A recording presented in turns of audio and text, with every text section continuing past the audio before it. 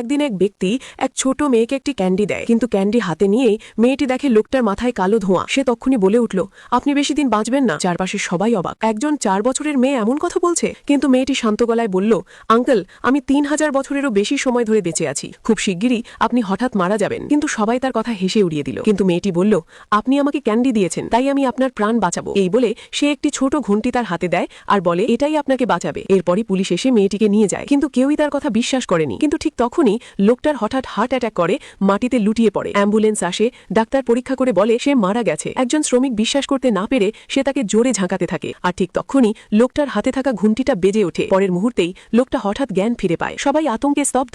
ভাঙা ঘণ্টিটার দিকে তাকিয়ে লোকটা বুঝে যায় মেয়েটির কথাগুলো সব সত্যি ছিল। এদিকে পুলিশ স্টেশনে মেয়েটির কোনো পরিচয় পাওয়া যায়নি। তখন মেয়েটি বলে, আমার এক ছোট ভাই আছে, নাম ইউ চাংশো। নামটা শুনেই পুলিশ খোঁজ নিয়ে মেয়েটিকে একটি বাড়ির সামনে নিয়ে যায়। ঠিক তখনই দেখা যায় এক কিশোরকে বাড়ি থেকে তাড়িয়ে দেওয়া হচ্ছে। মেয়েটি এক নজরেই চিনে ফেলে এই ছেলেটাই তার প্রিয় নাতি। কেউ ছেলেটাকে মারতে এলে মেয়েটি এক ঝটকায় উড়িয়ে দেয়, কিন্তু ছেলেটা বিশ্বাসই করতে চায় না 4 বছরের একটি মেয়ে কিভাবে তার গুপ্ত ঠাকুমা হতে পারে। তখন মেয়েটি একটি জেট পাথরের লকেট বের করে। ছেলেটার কাছেও ছিল ঠিক একই রকম আরেকটি লকেট।